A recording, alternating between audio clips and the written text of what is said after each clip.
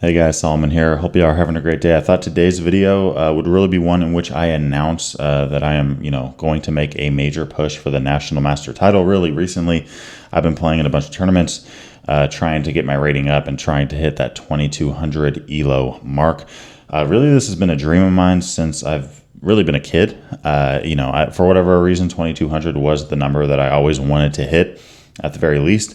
I played up until I was 14. I hit a peak of 2163, so I got pretty close, but I am 7 feet tall. So I started playing basketball, right? I mean, most people when they see a 7-footer, they ask, do you play basketball? They don't ask, do you play chess, right? So, I started playing basketball. I was pretty dedicated to that for about 10 years.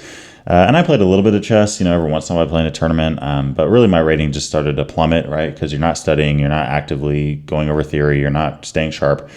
So I actually lost, I believe, 99 points in ELO over those 10 years, as I was just every once in a while playing in a tournament kind of thing. And outside of that, I played a little bit online, but overall, I don't know. I just kind of walked away from chess for a little bit, and I pursued basketball. But as you guys know, right, I started a YouTube channel about chess, and in a lot of ways, this channel has kind of ignited my love for the game again. So I really want to thank you guys, like seriously, for, supporting this channel, supporting, my career in coaching this game, and, just, helping me do this full time. As I said, I'm going for that National Master title. I hit, the Candidate Master title by playing nothing but the Hippo, and my goal is to do the same thing, hitting that NM title. Okay, now let me know down below what your goals are for chess. What you're trying to hit, what you're trying to reach. And maybe some of you guys, maybe you guys don't have a specific ELO in mind. Maybe your goal is to get better, right? Just to improve. Maybe your goal is to, climb up the ranks in some sense, right? Maybe it's, improving your puzzle rating online. Maybe your goal is to just literally have fun, right? And you're not too worried about, okay, where do I rank up? What's my ELO, that kind of thing. But I do think that it is very rewarding in life in general to improve at something, right? To put in work, put in the hard work, and improve, right? And in chess, you kind of do have a definitive measure of that being ELO, right? So, it's kind of nice. Like, okay, if you've gained 200 points in the last year, you can kind of go, okay, I've improved, right? And even if you haven't gained ELO, you can still, see your progress and your understanding of the game. Right, your understanding of the history, the context, openings, and just the game as a whole, right? So, ELO is not the only factor that we put into things when we think about chess improvement. But okay, as I said, I'm going for that 2200 ELO title. Really want to hit National Master. If I do hit that, which again, I'm planning to really go for it. I'm gonna, kind of reevaluate, right? Just I'm planning to maybe take a breather from competitive chess. And just kind of reevaluate, like, okay, is this good? Like, can I kind of move on to the next thing, or do I want to make a push for FIDE Master once I hit National Master, right? The next videos coming up are going to be covering my recent tournament, the Pacific Southwest Open held in California. Going into this tournament, I was rated 2126. Going into this thing, 74 points away from National Master, so every game counts. As you know, I'm playing the Hippo, right? So round one, I'm going up against Alan Pang. By the way, in my head, it's round one. Really what it is round three. But game one for myself, some of you may be wondering why, if you're looking at the screen, why are we going straight to game three? What about games 1 and 2? Well, games 1 and 2, I actually took a bye. I was busy doing this thing with, Trained Children Chess Academy in LA, held by my buddy Josh, and we were, holding a tournament for scholastic kids. That's why I took a bye the first night. But the second day, we jump into it. I took 2 byes, so I'm 1 out of 2, and I get faced up with Alan Pang. Here I am playing with the black pieces. And we see this move of d4, and as you know, I'm a big fan of the 1, 2, and 3. Right, so g6, bishop g7, and d6. This is really how I start every single game as black. Starts out as a modern, but it often dwarfs into a Hippo setup. We have bishop f4 here, e4. I just continue with my usual thing. Fianchetto both my bishops, tuck my knights in the center of the board. We have rook c1, and now I play h6. Right, so my idea of h6 is to really prep a g5 push. Okay, prep g5.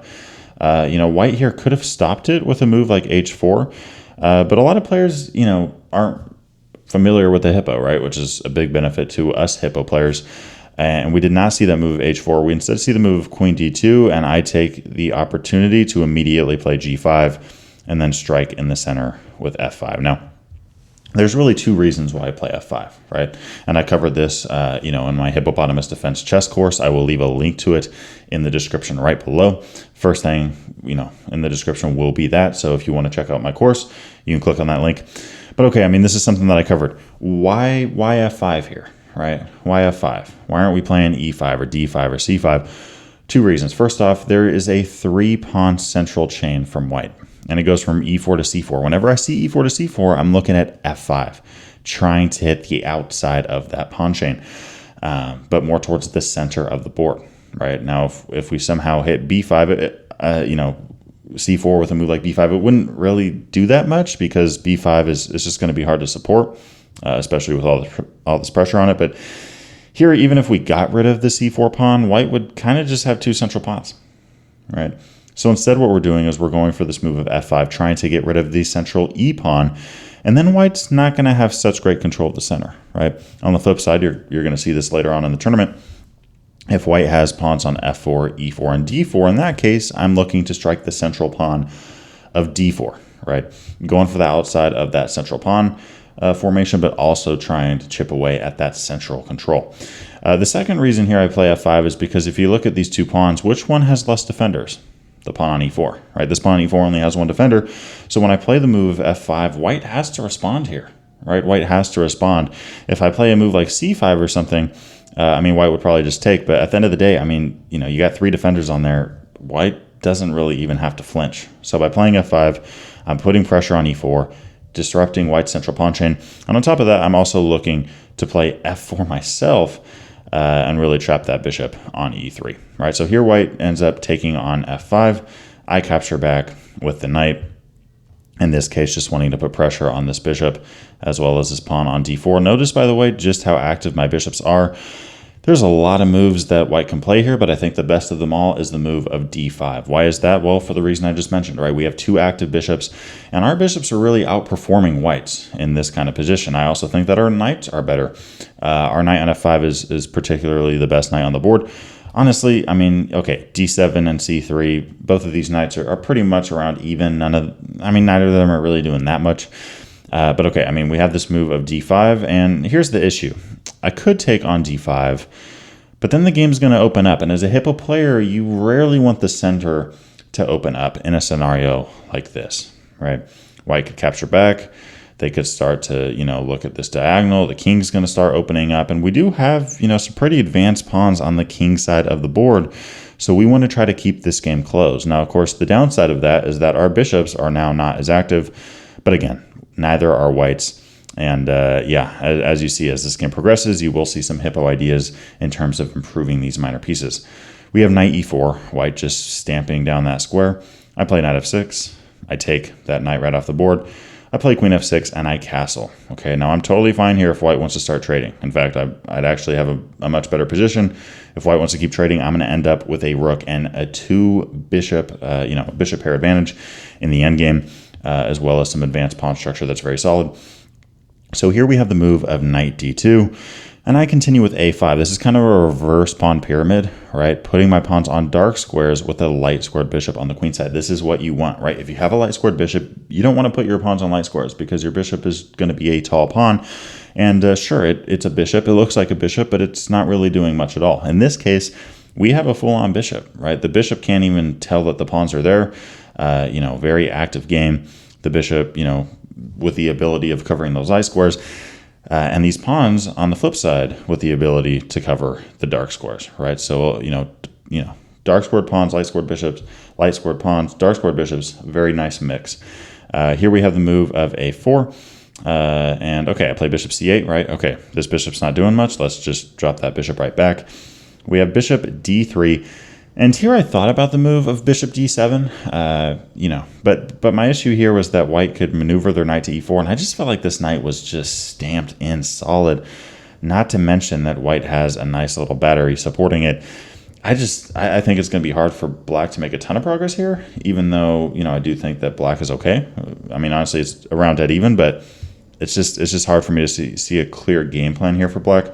So when I saw that move of bishop g3, I played the move of e4 myself, right?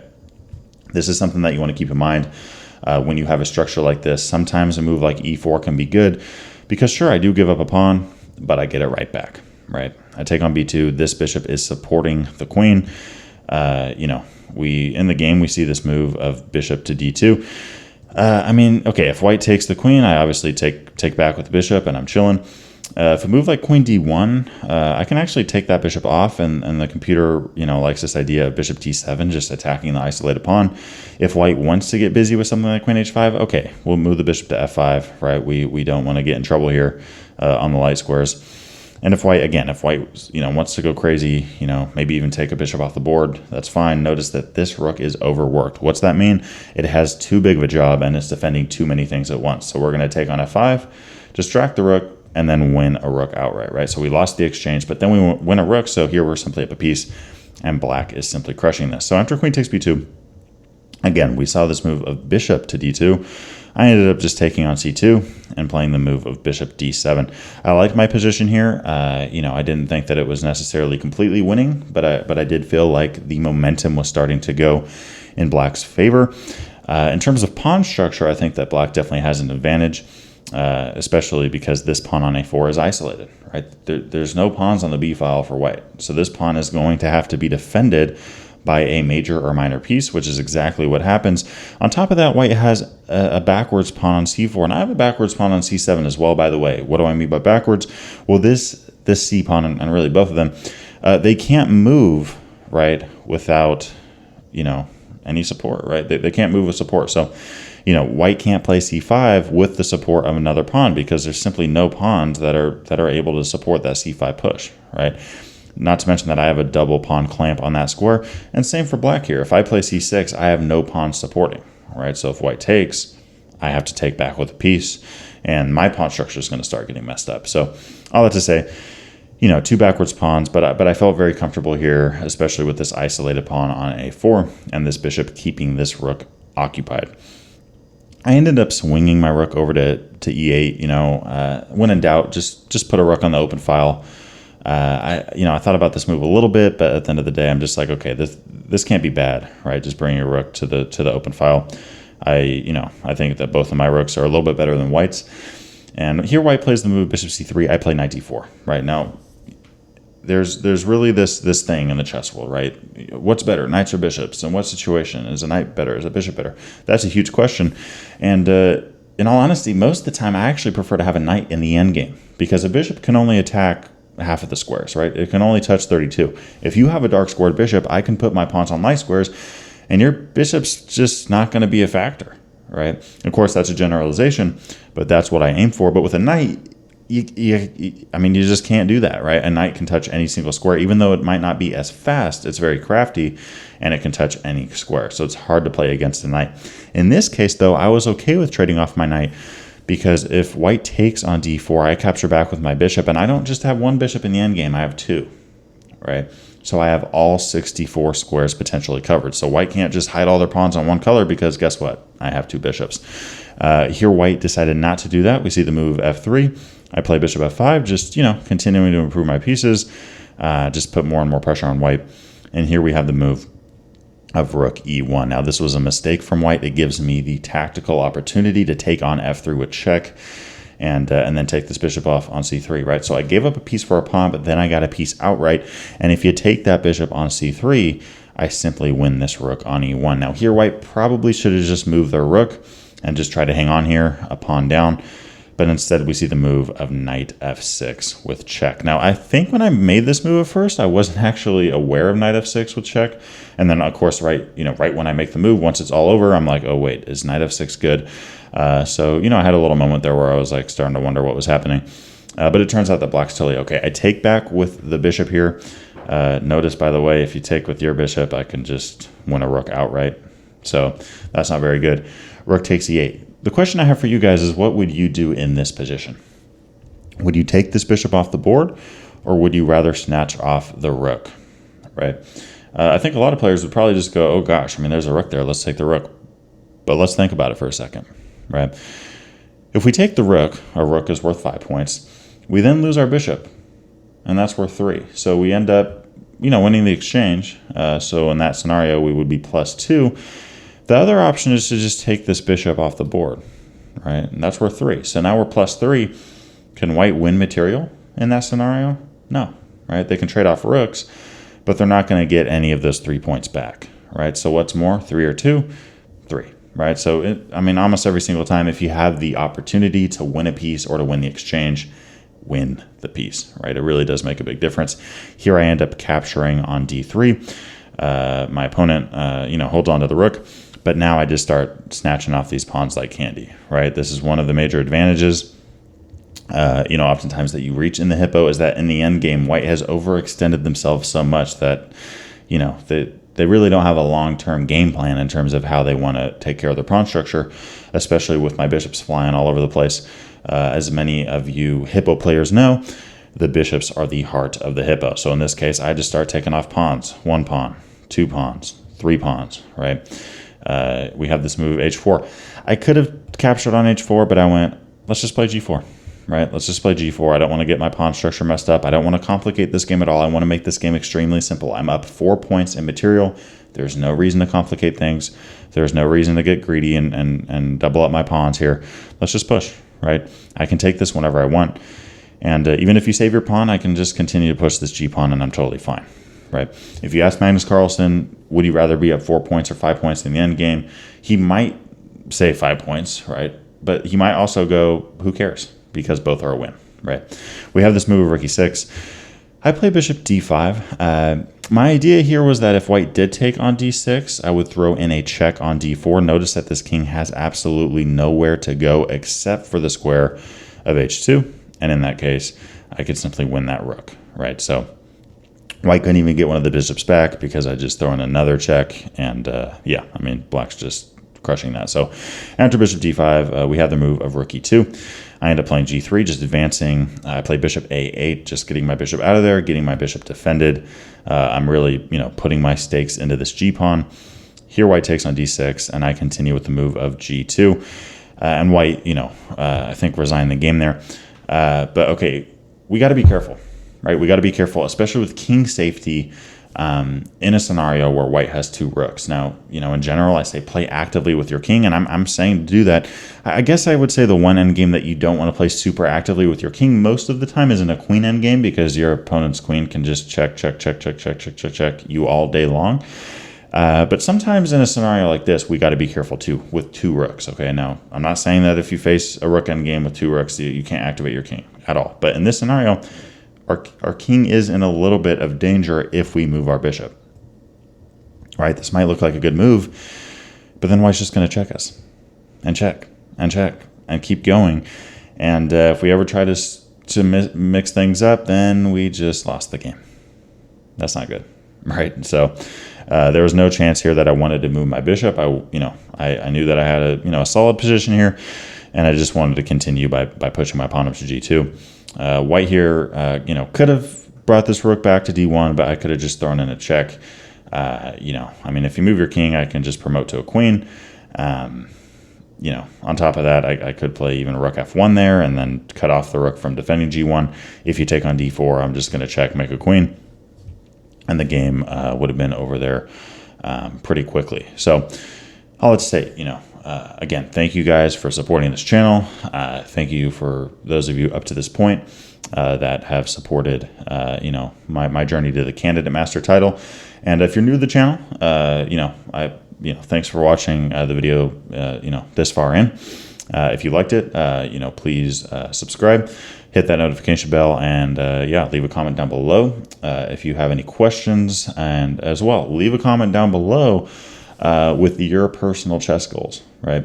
I'm really big on community on this channel. I care about you guys a lot, and I want to hear what you guys are aspiring towards, and I want to help you along the way. Thanks for watching today's video. If you liked it, make sure to hit that subscribe button as well as the notification bell so that you don't miss out on anything that we're going to be dropping soon. On top of that, I wanted to give a big shout out to my Patreon supporters for the month of July in 2023.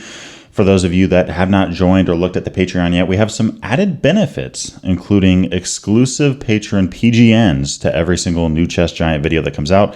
And on top of that, a once a month session, in which case I go over patrons' games. I'll see you all in the next one.